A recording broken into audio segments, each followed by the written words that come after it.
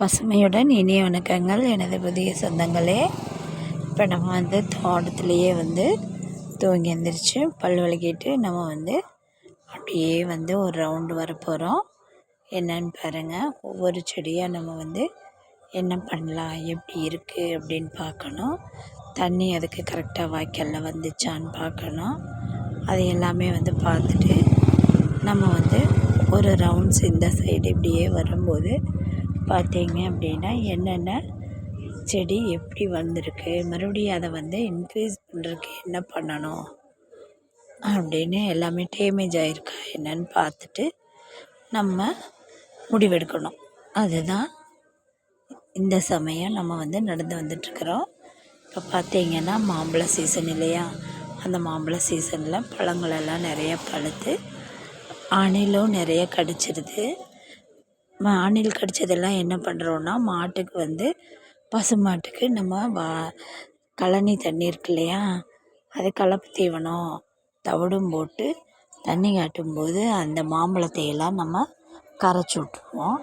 கொஞ்சம் டேமேஜ் ஆனது எல்லாமே நம்ம மாட்டுக்கு கரைச்சி விட்ருவோம். அது தோலோடு நல்லா குடிச்சிக்கும். இது நல்ல ஃப்ரூட்டெல்லாம் பார்த்திங்கன்னா நம்ம சாப்பிட்டுக்கிறது. அதே சமயம் மரத்திலிருந்து பழுத்து கீழே விழுந்ததை மட்டும்தான் நம்ம எடுத்து சாப்பிட்றது. அதே சமயம் இது ஃபஸ்ட்டு வருஷம் அப்படிங்கிறதுனால உங்களுக்கு நிறைய ஃப்ரூட்ஸ் ஓரளவுக்கு வச்சுருக்குது. இப்போ இந்தளவுக்கு வச்சாலே நான் போதும்னு தான் நினப்பேன். ஏன் அப்படின்னா உங்களுக்கு ஒரே ஒரு காம்பில் நீங்களுக்கு ஒரு 2 ஃப்ரூட்டு 3 ஃப்ரூட் வந்துச்சு அப்படின்னா அதனோட கெப்பாசிட்டி எப்படி இருக்கும் அப்படின்னா 1 கிலோ வரும் இல்லையா. ஆனால் இது அந்த மாதிரி வைக்கல. இந்த டைம் எப்படி வச்சுருக்கு அப்படின்னா உங்களுக்கு ஒரு 10 எண்ணம் 12 எண்ணம் வச்சிருச்சு. அதில் கிட்டத்தட்ட ஒரு 3-4 வேஸ்டேஜ், அதாவது கொஞ்சமாக அது க்ரோத் ஆகிறக்குள்ளேயே விழுந்து வேஸ்ட் ஆயிடுது. அதுக்கப்புறமா பெட்டராக க்ரோத் ஆகிறச்ச உங்களுக்கு எப்படின்னா அது நம்மளுக்கு ஃப்ரூட்டாக நமக்கு கிடைக்கிறக்குள்ளேயே ஒரு சிலது டேமேஜ் ஆகி கீழே வேஸ்டேஜ் ஆகிடுது. அது ஊறுகாய் கூட ஆகாத மாதிரி நாம் எடுக்கிறதில்ல. அதுக்கப்புறம் பார்த்திங்கன்னா அடுத்தது நல்லா விளைஞ்சு திரண்டு அதுக்கப்புறம் ஃப்ரூட் ஆகி அது கீழே விழறச்ச அணில் கிடைக்காமல் நம்மளுக்கு கிடைக்கிறது மட்டும்தான் நம்ம சாப்பிட முடியுது. ஆனால் நம்ம பொரித்து அரிசியில் வைக்கிறதும் கல் வச்சு பழுக்க வைக்கிறதும் எதுவுமே கிடையாது. அந்த மாதிரி நம்ம சாப்பிடவே இல்லை இது வரைக்கும்.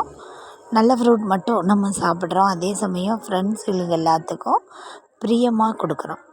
அது பார்த்தீங்க அப்படின்னா இப்போ கொஞ்சம், அதாவது ஒரு கொய்யாப்பழம், பெரிய கொய்யாப்பழம் இருந்தால் எப்படி இருக்கும் அந்த சைஸில் மட்டும்தான் இருக்குது. அந்த மாதிரி இப்போ இது பாருங்கள், இந்த கொய்யா பழுக்கவே விட மாட்டாங்கிறது பச்சை கிளிங்க.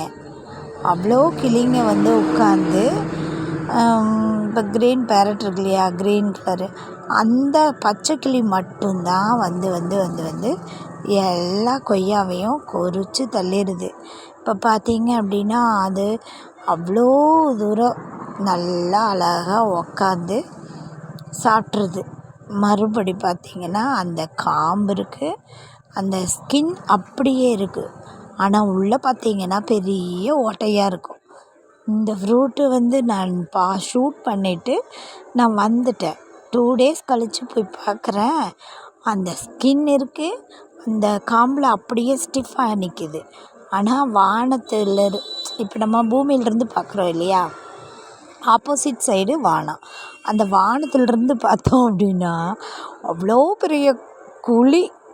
என்னால் ஐயப்பா இதை நான் சொல்லணும் அப்படிங்கிறதுக்காகவே தான் இதை நான் ஷூட் பண்ணி வச்சுட்டு எனக்கு டைம் இல்லை, நான் அங்கே இங்கே ஓடியாந்துட்டு இருந்தேங்கிறதுனால நான் வீடியோ அப்லோட் பண்ண முடியல. அதுக்கப்புறமா சரி பேசலாம் அப்படிங்கும்போது தான் அந்த ஃப்ரூட்டை போய் பார்க்குறேன். அந்த ஃப்ரூட்டு எனக்குன்னே விதைக்கப்படவில்லை, அது அந்த பச்சைக்கிளிக்கே பிறந்த மாதிரி ஆயிடுச்சு. இப்போ இது பாருங்கள் சப்போட்டா. இந்த சப்போட்டா எப்போ ஃப்ரூட் வரும்னு நம்ம வெயிட் பண்ணிகிட்ருக்குறோம். நீங்களும் வெயிட் பண்ணுங்கள். தேங்க்யூ ஃபார் வாட்சிங்.